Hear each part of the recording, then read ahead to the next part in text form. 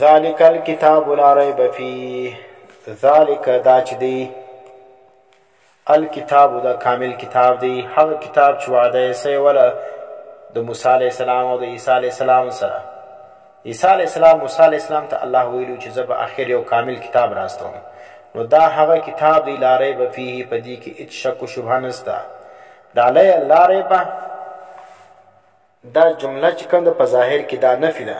لیکن معنا د دې نهي ده. څه معنا؟ لا ریب فیه، شک نسته. څه معنا؟ شک مه پکې کوئ. نو قرآن د الف لام چې کوم دی دا د عهد سلو. نو عهد څه معنا؟ چې موسی علیه السلام او عیسی علیه السلام د کوم کتاب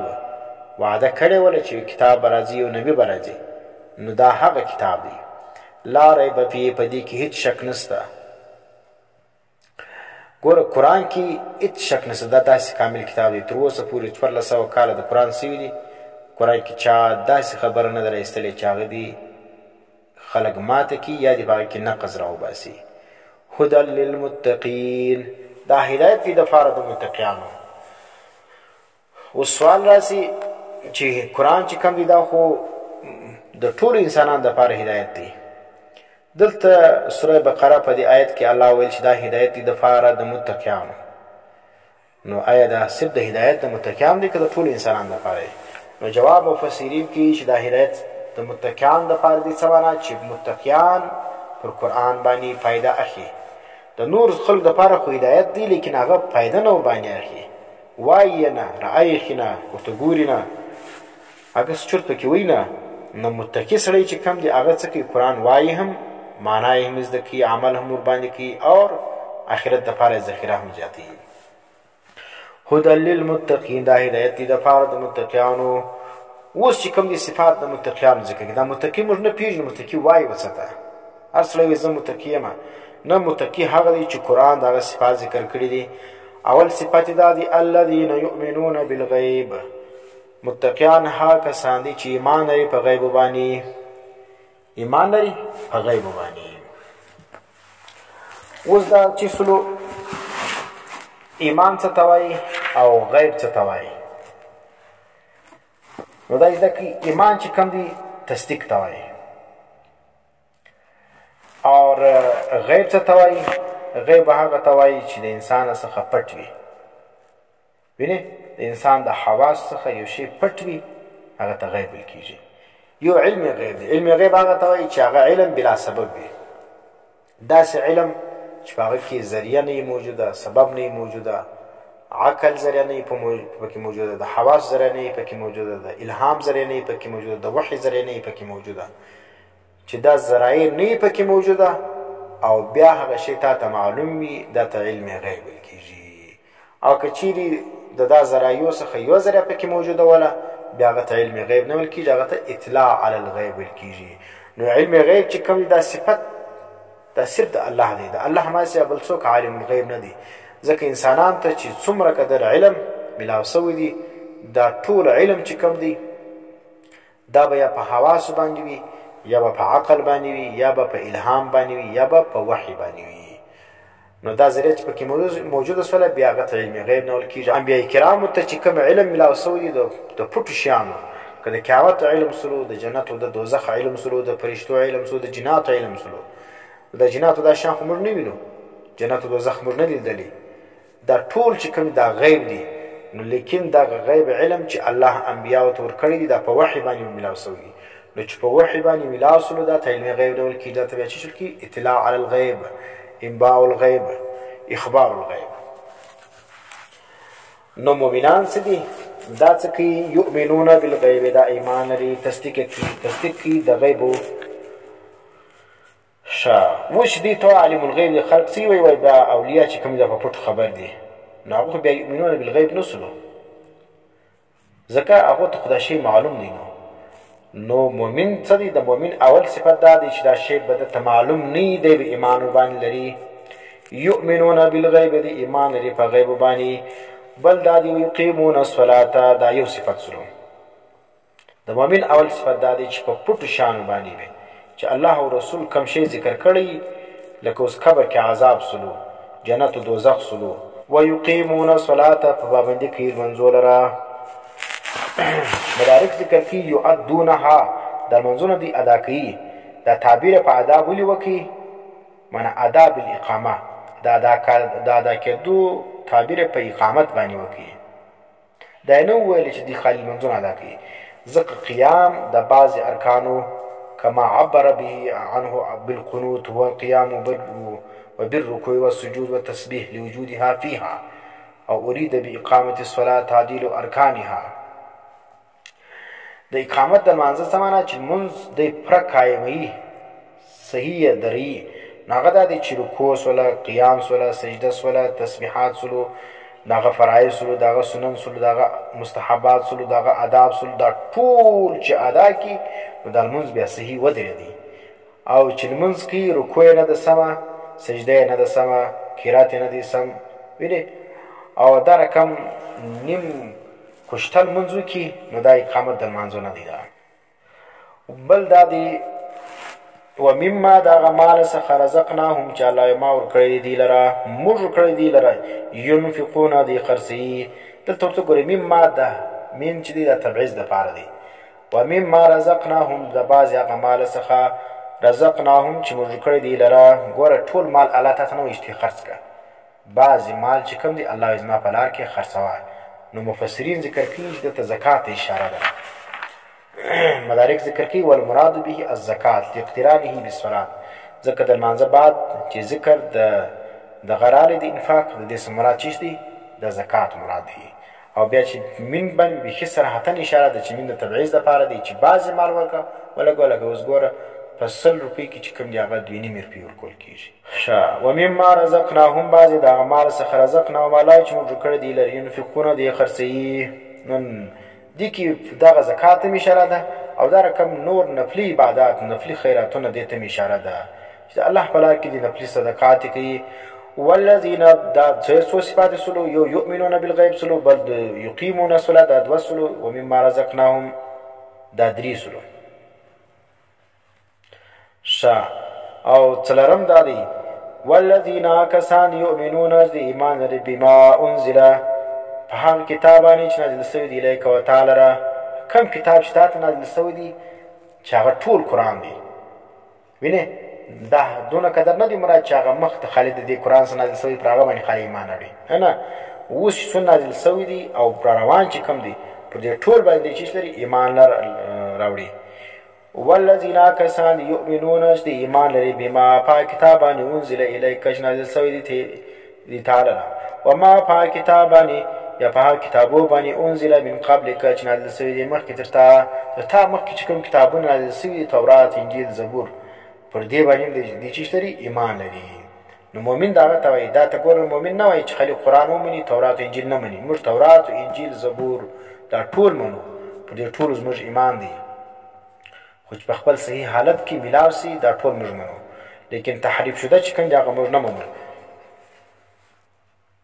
وبالآخرت یا په آخرت باندې هم یوقنون دی یقین لري په آخرت باندې د آخرت چې کوم دی دا تانیث دی دا ضد د آخر تانیث چې دی آخرت راځي آخر چې کوم دی دا بیا ضد د اول دی نو دا صفت سلوس د دې موصوف چې کوم دی هغه محذوف دی هغه دار دی وبالدار الاخرته وینه وبالدار الاخرته هم یوقنون په اخرنی کور باندې چې کی یقین کی اخرنی کور چې کوم دی هغه دی منی یقین څه ته وایي اتقان العلم بانتفاء الشك والشبهه یقین څه ته وایي چې مضبوط علم او په هغه کې شک او شبهه هم نه وي نو اوس چې دا صفات ګور مؤمنان څوک سلو چې ایمان په غیب باندې لري اقامت د صلات کوي او زکات ورکوي خیراتونه کوي په مال کې باندې انفاق په سبیل الله کوي او دا رقم ایمان اړي په قرآن باندې او دا رقم نور کتابونه چې مخکې د قرآن نازل شوي په دې ټول باندې ایمان اړي او بل څه کوي په آخرت باندې هم ایمان لري نو دا کسان چې دا صحیح مؤمنان دي ګوره دا یو جماعت سلو چې څوک د الله توحید مني دا ته متقیان وایي د متقیان دا صفتونه سلو دا په څو آیاتو کې د مؤمنانو صفتونه ذکر پر څلور آیاتو کې الله پاک د مؤمنانو صفات ذکر کړل اوس نو فرمایي اولئک علی هدی من ربهم دا کسان علی هدن دا پر هدایت باندې دي دغه بالکل پر صحیح لار باندې روان دي من ربهم د رب د جانبه ور الله هم وایي دا زما د جانبه دا بالکل پر صحیح لار روان دي و اولئک خاص دا کسان چې دي هم المفلحون دي کامیاب ګوره چې دغه صفات پکې موجود وي دا نو صحیح مؤمنان دي دا پر هدایت باندې دا دي کامیاب اوس دویم جماعت ذکر کوي چې هغه بیا خلو ژبې یو ده خو انکار کوي د الله او د هغه د رسول احکامات نه مني دې ته کفار وایي ان الذین یکنا کسان کفروا چې کافران دي کفر څه ته وایي ستر الحق وینې بالجحود چې حق سړی پټ کي او انکار یې وکړي حق معلوم سي پټ کي او بیا څه وکړي وایي نه منم د دغه وجې و دغه کاشتکاره ته چې ویل کېږي لغتن کافر ویل کېږي بزګر ته په لغت کې کافر ویل کېږي ځکه دی چې کوم د هغه تخم په مځکه کې پټي دا تخم یو حقیقت دی د په مځکه کې پټ کړي نو دلته چې ویل کېږي دلته لغتن کافر ویل کېږي دا رقم شپې ته هم په شپه باندې د کافر اطلاق کېږي ځکه شپه چې کوم د هغه هم ډېر شیان پټي تیاره سوله شیان پټ سلو شي نه معلومېږي نو یقینا هغه کسان چې کافران دي دا دویم جماعت سلو سواء علیهم برابر ده په دې باندې دا سواء په معنا د استوا ده برابر ده پر دې باندې انذرتهم کې تو بره دي ام لم تنذرهم کې نو بره لا یؤمنون دي ایمان راوړي ګوره دا کافران داسې بدبخت انسانان دي کته و بره دعوت ورکې وینې خپل ډیپټي ادا کې دا حق ورسه نو د جهنم سه وبره یا نو بره لا یؤمنون دا دواړه پر دې باندې برابر خبر ده لیکن د مسلمان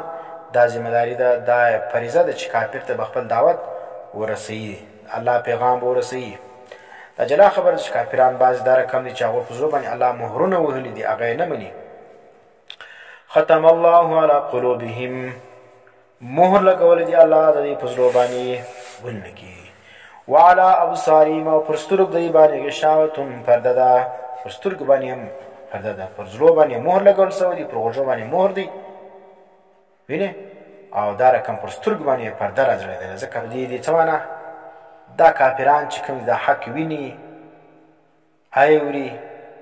لیکن څه پکې منی نه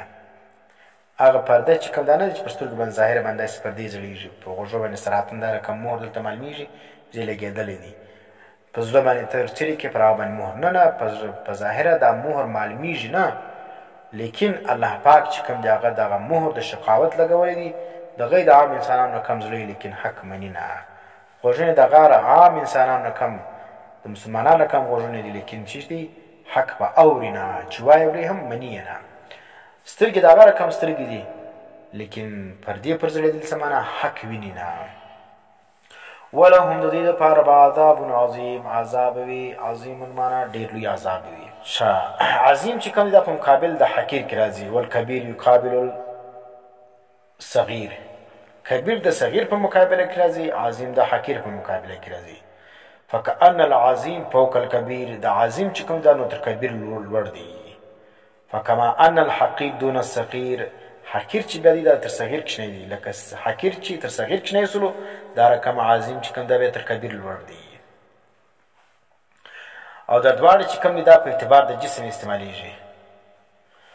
لکه اوس ګوره ته رجل عظیم و کبیر دا سړی چې کوم دی عظیم هم دی کبیر هم دی نو دې څه معنا د معنا د بدن چې کوم دی دا جسه چې کوم دا ډیره غټه ده اوس د دوه جماعت سلو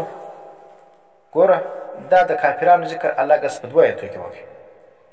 دې ته دعوت چې کوم دی هغه پیدا نه کوي چې ته هر څو دعوت ورورځ دا ایمان نه راوړي او د دې پر زړه پر غوږو باندې الله مهر لګولې دي پر سترګو باندې پردې دي دا حق نه ویني بس د دې سره چې کوم ما خپل فریضه ادا کړه نو کار مې پلره دا نه مني د دې لپاره چې کوم دی هغه دنیا کې جهاد دی په آخرت کې چې دی هغه سخت عذاب دی نو ځکه د کافرانو لپاره په دې دوه آیتو کې چې کوم دی هغه د کیسه خلاصه کړه اوس دریم جماعت ذکر کوي چې دا منافقان دي دا منافقان چې کوم دي د ذکر قرآن کریم ډېر تفصیلات کوي د مؤمنانو ذکر 15 آیتو کې ولو د کافرانو د په 2 آیتو کې سلو اوس تاسو وګورئ د دغه 7 نمبر آیت څخه دا بیا څه کوي بیا تر هغه رکوع پورې څه دی تر 20 نمبر آیت پورې دا ټول د منافقانو ذکر دی.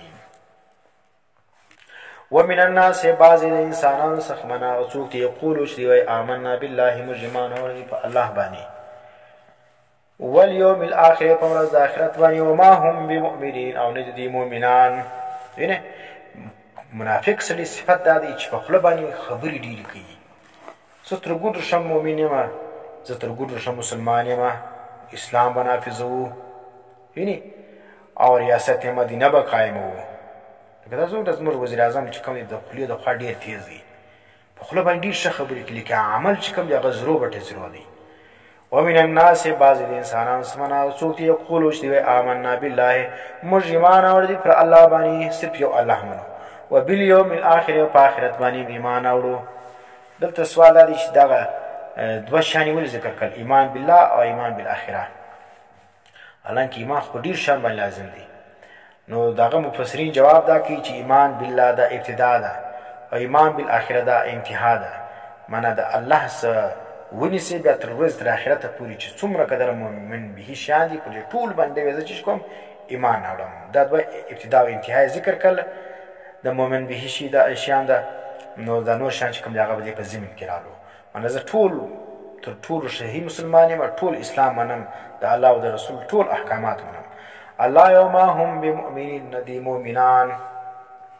دا رقم اوس ګوره چې کوم سړی خبره کوي بیا عمل نه پرې کوي دا منافق دی. دا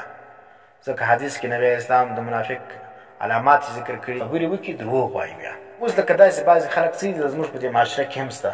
ځان نسبت یو جماعت ته کوي، لیکن دا جماعت فتوا د هغه د اکابرو اقوال چې ښکاره کړي بیا ځان ځینې وکاږي. لکه ډېر خلک دلته موږ اوس ونیول ول موږ دیوبندیان یو، صحیح دیوبندیان یو، او نور خلک چې کوم د جهلي دیوبندیان دي یا پنجپیریان دي یا جدید پنجپیریان دي. نو د هغو خلاف بیا موږ فتواوې د دیوبند سره راوغوښتلې د علمای دیوبند دغه مستندو دارالفتاو څخه د ده د کتاب مسایل یې مې په هغه کې ولیکلې. بیا مې وله راوړې چې باید تا زه دیوبندي یم، د علما دیوبند خو دا زموږ مسلې نه دي.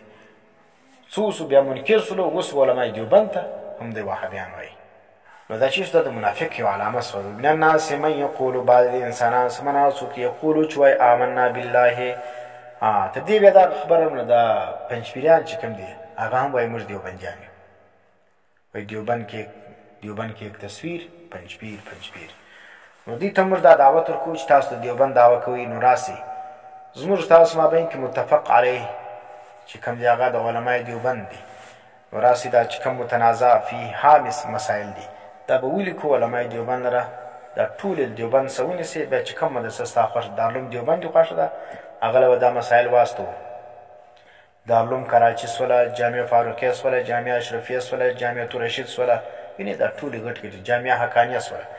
دا مسایل چې زموږ د پنجپیریانو د سیفیانو په مابین کې کم اختلافي ده. سیفیان وایي موږ دیوبندیان یو، وینې بعضې سیفیان اکثره خو اوس منکره سولو، بعضې اوس هم دعوه د دیوبندیت کوي، لکه د حکیم مظهري سولو، دا دلته زموږ سیفي سولو، دا اوس هم وایي موږ دیوبندیان یو. او دلته د پنجپیریان خو بیخي سم وایي چې موږ دیوبندیان یو، هغوی د دیوبند حقیقي جانشین موږ یو. نو موږ دوی ته دا دعوت ورکوو چې راسئ موږ تاسو چې کوم زموږ په مابین کې اختلافي مسایل دي دا به ولیکو د هغه مدرسو لره چې هغو کومه فتوا راکړله، نو باید چې بیا به موږ تاسو پر هغه باندې قناعت وکړو، صحیح دیوبندي به هغه ته ووایو. نو که زه په دعوه د دیوبندیت کې دروغجن ومه ما ته ووایه که ته دروغجن وې دا دعوه پرېږده. نو زموږ په نیز باندې نه پنجپیریان دیوبندیان دي او نه سیفیان او بریلویان چې کوم دي هغه د دیوبند سره تعلق لري. دا دعوه د نفاق ده چې سړی یو چاته نسبت کی او بیا په هغه نسبت کی د څه کی چې هغه کول ورته پیش کړي دی مني نه، هغه فتوا نه مني. زه دیوبندي یم لیکن فتوا دیوبند نه منم. پنجپیریان هم دغه رقم دي، سیفیان هم دغه رقم دي. دعوه د دیوبندیت کی لیکن د دیوبند فتواوې نه مني. دیوبند علمای دیوبند په دغه کسانو باندې د ګمراهۍ فتوا لګولې ده. نو دا چې دا د منافق صفت دی چې وایي زه ایمان لرم پر الله او پر ورځ آخرت باندې وما هم بمؤمنین. یعنې دیوبندي یم په خوله باندې، لیکن الله یې په حقیقت کې دا چیز دي دا کم مؤمنان نه دي. دا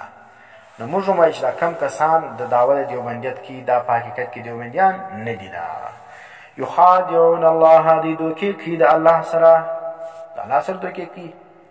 نو ځکه مفسرین څه وایي دلته حذف د مضاف سره، یخادعون الله، دی دوکې کوي د الله د رسول څخه. وینه دلته رسول مضاف چې کوم دی هغه پټ دی. د رسول الله صلی الله علیه وسلم سره د چیش کې دوکې کوي، ځکه د الله سره دوکه څوک نشي کولی. نو ځکه د چې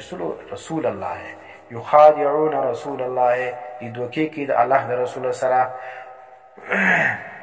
لکه مفسرین ذکر کوي چې واسأل القريه، وینه سوال وکړه د قریه والا څخه، وی د کلي څخه پوښتنه وکړه، نو کلي خو ګایږي نه، نو څه معنا د اهل قریه څخه پوښتنه وکړه، د کلي والا څخه پوښتنه وکړه. د کلي څخه پوښتنه نه کیږي، بلکې نو هلته چې څنګه حذف د مضاف راغلی دلته هم حذف د مضاف سته. یخادعون الله، دویم صفت د منافق دا دی چې دوکه ورکوي. اول صفت یې چې سلو چې خبره کوي دروغ وایي، نسبت یو چاته ورکوي، وینې چې هغه نسبت والا ته پر ده باندې پیش کړي دی د هغه څه منکر وي، یا دا رقم نه هغه خپله نسبت والا و ده ته وایي چې ته زما سړی نه یې، لیکن ده یا زه د ده یم. لکه ما ورته د بریلویان یا د سیفیان چې موږ دیوبندیان یو، دیوبند وایي دا زموږ کسان دي، دی یا موږ دیوبندیان یو، خپله دیوبند ته دی غلط وایي اوس. او دا رقم دا پنجپیران هم دی.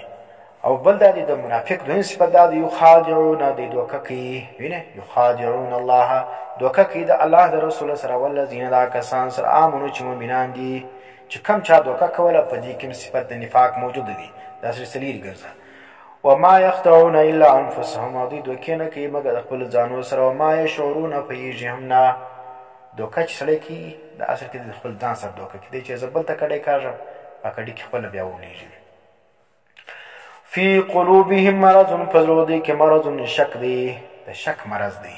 د شک څه دی؟ زړه دا رقم دی، معنا په زړه کې د ظاهري مرض نه بیانوي چې زړه یې ناجوړه دی، زړه ناجوړه دی، نو دا منافق دی. اوس ګوره بعضې خلک زړه ناجوړي لري، دې مقصد نه دی چې د زړه ناجوړي دی، دا منافق دی. فی قلوبهم مرض، په زړو دوی کې مرض دی، څه معنا؟ شک دی.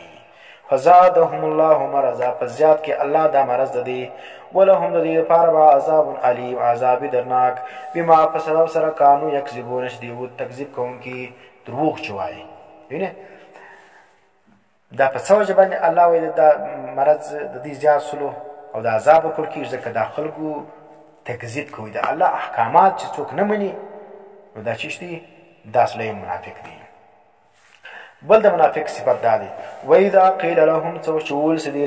لا تفسدوا، فساد مه کوئ. وینې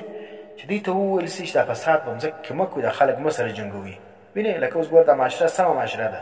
دا کسان اورئ په میډیا باندې داسې اشتعالانګیز بیانات جاري کړي، کله د تبلیغ خلاف، کله د علمای دیوبند خلاف، کله چې کوم دی هغه داسې فروعي مسایل راپورته کوي چې هغه د اختلافاتو نه لکه اسقاط مروج متفق علیه بدعتي ده، لیکن دی راولالیږي وایي که پر شرایطو برابر وي که نه برابر، بس دا به ګرځي، دا زموږ د اسلاف طریقه ده، زموږ د پلار د نیکه طریقه ده. نو ستا د پلار د نیکه طریقه مقلدین موږ نه یو، موږ د الله او د رسول د احکاماتو منونکي یو. دا اسقاط مروج چې کوم دی دا خو نه نبي کړی ولو،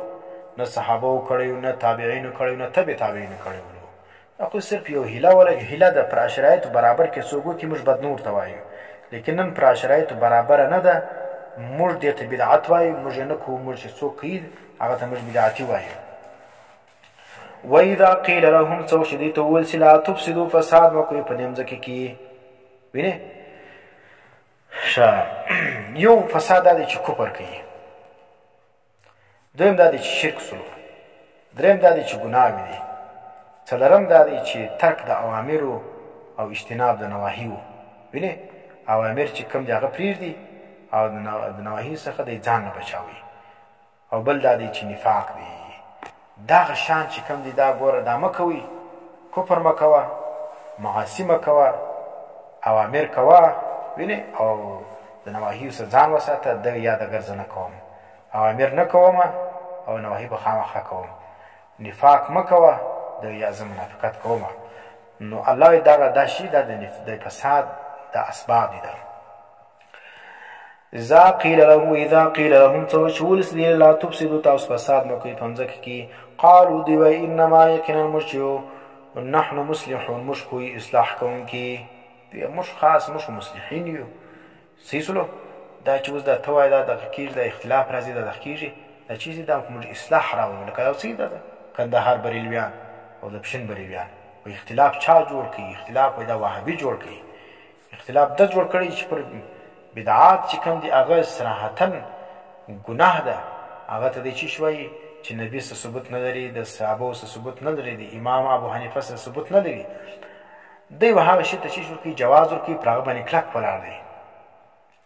او زه چې کومه زه اصلاح راولمه زه اسلام بچاومه زه مذهب بچاومه د مذهب نارې وي او د اسلام نارې وي قالو دی بل انما نحن مصلحون موږ چې هغه اصلاح راوستونکي یو الا خبردار اوسئ انهم یقینا دی چې دی هم المفسدون دی د فساد کوونکي دا کسان خپله فسادیان دي دا څه دي دا چې اوس د فروعي مسایل راپورته کوي او پر میډیا باندې نشري او بیا خلکو چې کوم دي هغه په مابین کې فسادونه راولي ګوره زموږ معاشره چې کوم دا ټول په دا مدارسو باندې چې زموږ چې کوم دي دلته چې کوم علما دي دا ټول د علمای دیوبند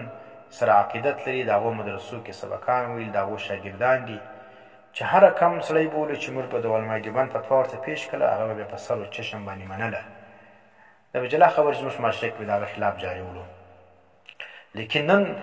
دغه بریلویانو او دا سیفیانو دا څه چم وکړل دا د علمای دیوبند څخه خلک متنفر کوي نن پر دیوبند باندې دا فتوای لګي و دا د وهابیانو خادمان دي د کراچي مدرسو علماو ته رزیلان وایي خبیثان وایي فسادګر وایي وایي دیوبند کوم مسایل کړي دي دا ته د انګریزانو دین وایي وینې دا ته پنجپیریت وایي دا ته وهابیت وایي نو دا کسان چې کوم دي دا خپله فساد کوونکي دي ولکن لا یشعرون لیکن دی چې کوم دی پوهېږي نه دی خو زه دا د دین خدمت کوم د امام ابو حنیفه د مذهب خدمت کوم لیکن دا فساد دی دا سیفیت او بریلیت دا چې دا فساد دی ولکن لا یشعرون دی پوهېږي نه واذا قیل لهم څه چې وویل دي لره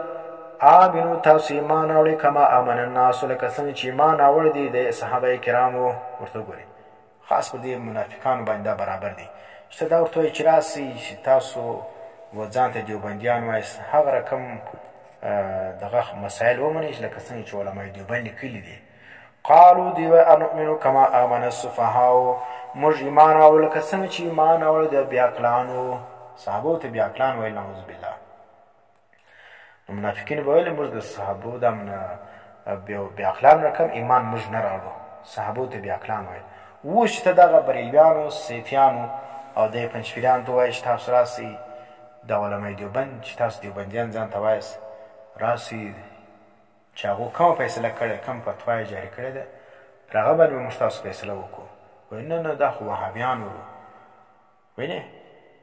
سیفیان څه وایي وایي دا وهابیان وو دا د وهابیت خدمت یې کړی پنجپیریان ته چې وایي وایي نه دا خو بدعتیان وو دا خو بریلویت ته خدمت کړی دي دا نو علمای دیوبند چې کم دي دا په مابین کې د افراط و تفریط څخه خلاص خلک دي پنجپیران علمای دیوبند ته د بریلویت نسبت کوي او بریلویان چې کوم دي د سیفیان دا بیا علمای دیوبند ته د وهابیات او د پنجپیریانو نسبت کوي نو دا به ته پیژنې په چیش باندې صحیح دیوبندي هغه دی د هغه په باره کې ته د پنجپیریانو څخه پوښتنه وکړه چې دا څنګه سړی دی چې د ټول دا بریلوی دی یا بدعتي دی وینې په پوه شي دا سم سړی دی او بیا راځه د هغه سړي پوښتنه وکړه د چا څخه د دې سیفیانو څخه دا څنګه سړی دی استیب درته وایي دا وهابي دی نو که پنجپیري درته وویل چې دا بدعتي دی یا بریلوی دی او د هغه سړي په باره کې بیا سیفي و بریلوي څه وویل چې دا وهابي یا پنجپیري دی په پوه شي چې دا صحیح دیوبندي دی واذا قیل لهم څه چې وویل دي لره آمنو ایمان راوړئ کما آمن الناس لکه څنګه چې ایمان راوړی دي د صحابه کرامو قالو دی وایي انؤمنو دا منافقان څه وایي وایي موږ نو ایمان راوړو کما آمن السفهاء لکه څنګه چې ایمان راوړي دا بیعقلانو الا خبردار اوسئ دا ګور الله چې کوم دی خپله دفاع د صحابو کوي اوس خلک وایي تاسو د صحابو دفاع کوئ د صحابو نارې ولې وایي واه صحابه واه صحابه خالي صحابه صحابه صحابه دا صحابه نارې ولې وایي نو صحابو دفاع چې کوم د الله کړی د ګوره سوره بقره د اول صفحه باندې موجود دي دا چې منافقانو د صحابو باندې الزام لګوي د هغو بېادبي یې وکړه. الله څه فرمایي؟ الله خبردار اوسئ، خولې بندې کړي. انهم هم السفهاء، یقینا دا منافقان چې کوم دي دا چې دي سفها معنا بېعقلان دي، دا تر ګردو غټ خره دي. ولکن لا یعلمون، لیکن دوی پوهېږي نه. دا داسې بېعقلان دي، داسې خره دي چې په خپل خرتوب او په خپل بېعقلتوب باندې پوهېږي نه. وإذا لقوا الذین، څو چې ملاو سي دا کسان سره آمنو چې مؤمنان دي. دا منافقانو بل صفت دا دی چې تا سره مخامخ ملاو سي، یوه خبره کوي، او چې بیا ولاړ سي بیا ستا غیبت کوي او خپلو ملګرو ته ستا راز بیانوي. وإذا لقوا الذین، څوک چې ملاقات وکړي دا کسان سره آمنو چې مؤمنان دي، قالو دوی وایي آمنا، موږ ایمان راوړی دي. دا دلته مولو څوک چې موږ د سیفیانو خلاف معرکه مبارزه کوله، نو څه کسانو موږ سره رابطې ولې، نو دلته بیا موږ ته ویل چې موږ دیوبندیان یو، بیا به د سیفیانو سره رابطې ویلې، هغو ته به ویل چې ته هم ښه خلک خدمت کړی د حنفیت دپاره، وینې. او دا زموږ رازونه به ورته بیانوي چې دا په حقیقت کې دا پنجپیریان دي، دا فلانی دي، دا چیش دي، وینې. بیا چې هغه شیطانت یې ښکاره سولو، بیا ویل دا موږ صلح کوله، د صلحې دپاره د صلحې پر بنیاد باندې موږ دا رقم خبرې وکړلې چې هغه کې ستاسو څه بدي بیان سوې ده. نو نور خدای خبر دی، لیکن دلته خو د منافقانو صفت دا بیان سوی دی چې د مسلمانانو سره یوه خبره کوي او د کافر سره بله خبره کوي. څوک چې ملاقات وکړي آمنو د مؤمنانو سره، قالو دوی ویل آمنا، موږ ایمان راوړی دي. واذا خلوا الی شیاطینهم، او څوک چې بیا دوی ولاړلو، وینې، شیاطینو لره. شیاطین څه معنا؟ مفسرین لیکي دا رؤوسهم فی الکفر، دا رئیسان د کفارو لره، وینې، مشران د کفارو لره. دا چې به دوی ولاړو، وینې، قالو دوی به ورته ویل انا معکم، یقینا موږ ستاسو ملګري یو، وینې، موږ ستاسو مدد او نصرت کوو. انما نحن مستهزئون، دا موږ چې دوی له ورځو نه سخن په د ده سره رابطه لرمه، یا د مسلمانانو سره چې موږ کومه رابطه ده، د سخن دپاره چې ګور دوی څه وایي، وینې، دا د سخن دپاره به دوی د مسلمانانو سره رابطه کوله. الله یستهزئ بهم.